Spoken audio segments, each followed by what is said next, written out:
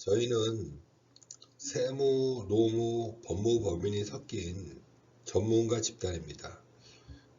저희한테 연락 주시면 저희가 이제 여러 다양한 경험을 했기 때문에 아마 어느 누구보다도 일을 잘 할 거고 또 깔끔하게 처리해 드릴 것 같습니다.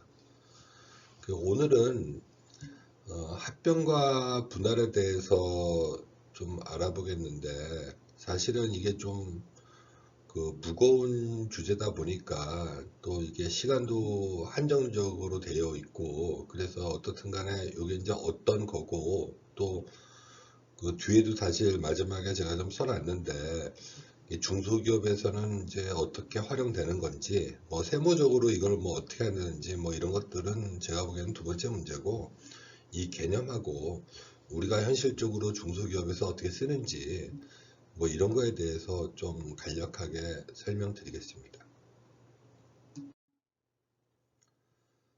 승계를 대비해서 이제 분할 합병을 많이 합니다. 실질적으로 대한항공이나 여러 회사들이 갑자기 이제 회장님이 돌아가셨을 때 지주회사가 되어 있어서 조금이라도 수월하게 상속을 진행했다, 이렇게들 사실 많이 얘기합니다. 최근에 이제 신세계가 이제 증여세를 많이 냈다고 이제 회자되지 않습니까? 이제 이것도 이제 합병과 분할을 통해서 가업 승계를 이제 하고 있는 중인데, 여기도 사실은 마찬가지입니다. 이 백화점하고 이마트를 이제 분할했죠. 이제 그 다음에 이 어머니인 이 이명희 회장님이 그 자제분들한테 이제 주식을 이제 증여를 한 거죠. 그리고 이제 이렇게 한 다음에 이제 지주회사로 넘어가는 겁니다. 근데 이 지주회사에 대한 과세가 2022년까지는 이제 과세를 이연해 줬는데, 2022년 이후에는 이제 분할 납부로 바뀝니다. 세금을 내야 된다는 얘기죠.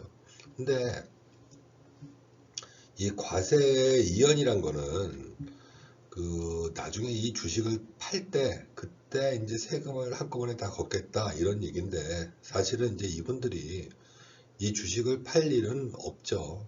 더 사면 샀지. 그러니까 이게 이제 세금을 면제해 주는 거나 똑같은 겁니다. 그래서 아마 이 법 때문에 이제 대기업들이 올해 하고 내년에 해서 아마 이 지주회사로 많이 넘어갈 겁니다. 중소기업은 사실은 이제 합병보다는 영업 양도를 많이 합니다. 요거는 이제 일부만 하는 거를 영업 양도라고 하고, 합병은 이제 요거는 이제 포괄적으로 다 넘어가는 거를 이제 합병이라고 합니다. 상법상은 이게 이제 흡수합병이 있고 신설합병이 있습니다. 흡수합병이란 거는 이제 A랑 B가 이제 합쳐져서 A 다시가 되는 거를 요걸 흡수합병이라고 하고, 신설합병은 A랑 B랑 합쳐지면 이게 C가 되는 겁니다. 요거를 이제 신설합병이라고 합니다. 이제 법인세법상으로는 적격이냐 이제 비적격이냐로 나눕니다.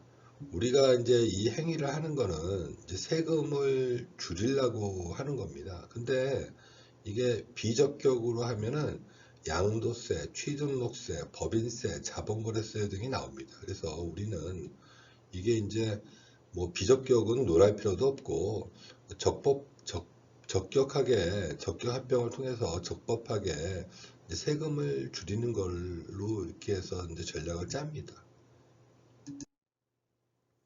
적격합병은 이제 세제 지원을 받는데, 요거는 이제 1년 이상이 된 내국법인, 1년 이상 된 내국법인이 이제 해야만 되고, 두 번째는 이제 지분의 연속성이 있어야 됩니다.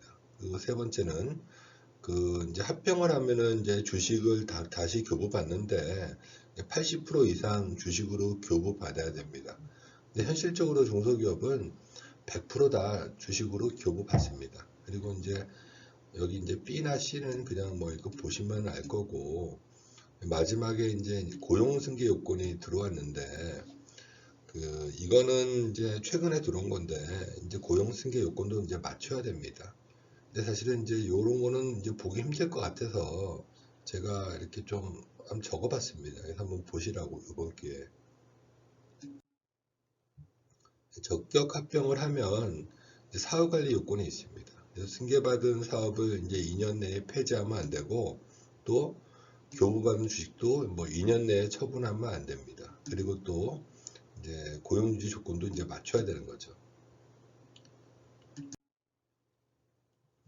상법상 합병의 절차인데, 이게 이제 기장하시는 세무사님들은 이게 누군가에게 서포트를 해줘야 되는데, 그래서 이제 이 일을 사실 못합니다. 그래서 그 회장님이나 대표님들 주위에 그 세무사나 회계사들 많이 있지 않습니까? 이제 그분들은 사실 이런 일을 해본 적도 없고, 뭐 이 내용도 사실 어떻게 쓰고 어떻게 절세하는지도 사실은 잘 모릅니다. 그래서 어떻든 간에 요 이제 상법상 이제 합병의 절차는 그 합병 계약서를 작성합니다. 당사자 간에. 그래서 이제 이런 것들을 이제 표기하고, 이제 이사회를 개최해서 이제 이걸 결의한 다음에 이제 주주총회 소집하고, 주주총회에서 이제 특별 결의를 해서 합병을 승인합니다. 그리고 마지막에 이제 뭐 이런 것들을 통해서 뭐 합병 절차를 밟고, 그 다음에 그 채권자 보호 조치에서 이제 이런 것들을 다 공고합니다. 그래서 그 부채가 없어도 이 공고는 해야 됩니다. 그리고 이제 합병 등기를 하면은 이제 끝나는 겁니다. 다음은 이제 분할인데, 이제 개념은 그렇습니다. 상법상 법인의 분할은 한 개의 법인을 나누어서 한 개 또는 수개의 법인으로 설립하는 것을 분할이라고 합니다. 존속 분할이 있고 소멸 분할이 있는데, 뭐 우리는 이제 존속 분할을 하죠. 왜냐면은 이제 그 중소기업의 사업부를 여러 개로 나눈 다음에 뭐 그 중에 하나나 두 개를 이렇게 분할하고, 뭐 법인은 이제 존속하는 걸 존속 법인이라고 합니다. 존속 분할이라고 합니다. 분할은 이제 인적 분할이 있고 이제 물적 분할이 있는데, 인적 분할은 그 주주가 이제 회사를 지배하는데, 그 우리 회사를 분할해서 자회사를 이제 100% 지배하는 거를 이걸 이제 물적 분할이라고 합니다. 그리고 인적 분할은 주주가 있으면 이제 회사가 이렇게 있지 않습니까? 그런데 이 회사를 둘로 나눕니다. 그래서 이제 각각 그 비율대로 이렇게 지배하는 거를 인적 분할이라고 합니다. 근데 이제 대기업들이 이 인적 분할을 통해서 그 가업 승계를 하거나 뭐 이렇게 하는데, 이걸 어떻게 하냐면 뭐 자기 주식 마법 뭐 이렇게 얘기해서 많이 하는데, 요 분할하기 전에 여기다가 이제 자기 주식을 이렇게 매입합니다. 그 다음에 분할을 이렇게 하죠. 그리고 요 자기 주식을 여기다 갖다 놓습니다. 그리고 요 지분을 요 B 회사에 있는 지분을 이쪽에다 현물 출자해 버립니다. 그러면은 이제 요 지분이 올라갈 거 아니에요. 요 A라는 회사에. 그리고 요 자기 주식이라는 건 원래 그 신주 인수권이나 의결권이 없습니다. 근데 요걸 이제 신주 인수권이나 의결권을 발생을 시킵니다. 그래서 이제 이게 뭐 불법이냐 합법이냐에서 논란도 많지만, 어떻든 간에 이런 방법을 통해서 이제 경영권을 확보합니다. 그 상법상 그 분할 절차는 이제 분할 계획서를 작성합니다. 아까 이제 합병은 이제 당사자 간의 계약이니까 이제 계약서를 쓰지만, 분할은 이제 한 회사에서 하다 보니까 분할 계획서를 작성합니다. 그래서 분할 계획서에 이렇게 이런 사항들을 넣고, 그 다음에 뭐 이렇게 공고하고 뭐 승인하고 이렇게 하고, 뭐 채권자 보호 절차를 거쳐서 뭐 창립총회하고 이제 분할 등기하는 걸로 이렇게 합니다. 그 이제 적격 분할, 그러니까 분할도 이게 적격 분할해야지 세금을 다 감면해 주거나 뭐 이렇게 합니다. 그래서 이 분할을 하려면 그 모 법인이 5년 이상 사업을 영위하고 있어야 됩니다. 그래서 5년이 지난 법인만 이제 분할할 수 있고, 그리고 이제 그러니까 이런 거죠. 어, 내가 제조를 하고 있으면 이제 유통사업부를 하나 만드는 거죠. 그래서 만들고 있다가 그거를 1년 동안 영위하다가 그걸 이제 떼어내서 자녀 법인한테 이제 붙이는 거죠. 근데 이거를 좀 더 크게 보면 시간이 좀 있으면 미리 준비하면 이렇게 하면 좋겠죠.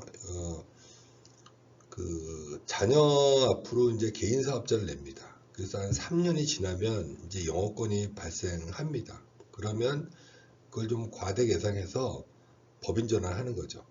그런 다음에 이 아버지가 갖고 있는 그 회사에 뭐 별도의 사업부를 만들어서 한 1년이 지난 다음에 이거를 이제 그때는 뭐 영업 파트나 이런 거, 뭐 물류 파트 이런 것들은 그 뭐 자산 가치가 높지 않을 테니까 그 아들 법인하고 이제 붙여버리는 겁니다.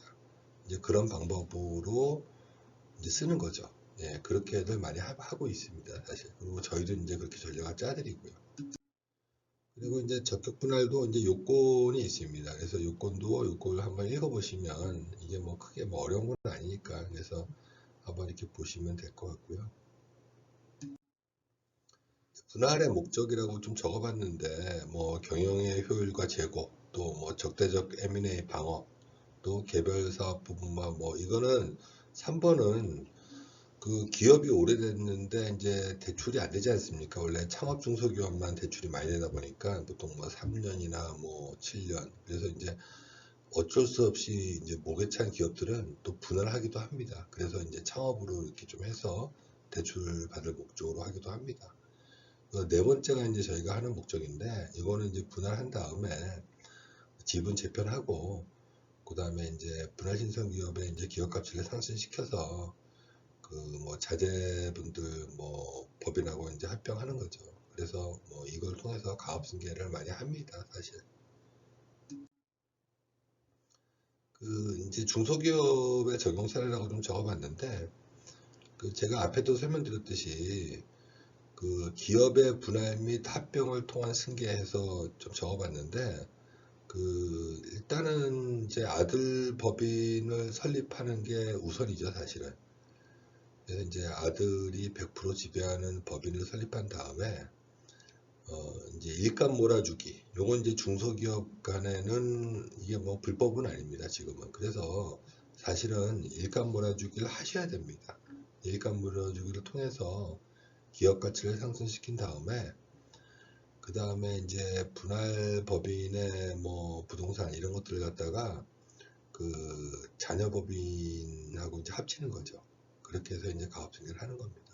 그 다음에 이제 자녀 법인이 커지면 그 아버지의 회사랑 이제 합치는 거죠, 다시 모회사랑. 그래서 뭐 합병 비율을 뭐 1대1로 가느니 뭐 1대2로 가느니 이렇게 해서 이제 전략을 짜는 거죠. 그래서 뭐 이렇게 해서 하는데, 사실은 이제 이런 경우도 있고 저희가 해보면 이게 아주 상당히 다양합니다. 그 이런 경우도 있습니다. 그러니까 그 회사에 본점하고 지점이 있으면 이제 본점도 공장이 있고 지점도 공장이 있죠. 그러면 그 이제 이건 예인데 실제 있었던 일인데, 그 회장님께서 그 본점은 내가 그냥 하고 지점은 떼어내서 이제 아들 법인에 이제 붙이고 싶다. 이제 그렇게 해서 저희가 해드린 경험도 있고, 또 두 번째는 그 이제 자제분들이 많다 보니까 그 부동산만 떼서 요거는 이제 다른 자제분들이 나중에 가져갈 수 있게끔 하고, 그 제조 부분은 이제 그 승계할 자녀분이 가져갈 수 있게끔 뭐 그렇게도 이제 분할을 합니다. 또 이제 이런 경우도 있고, 또 어떤 경우가 있냐면은 또 이제 가업상속공제 받으면은 그 업무무관 자산 같은 경우는 이게 이제 일반 상속으로 들어가다 보니까 사전에 이걸 분할해 버립니다.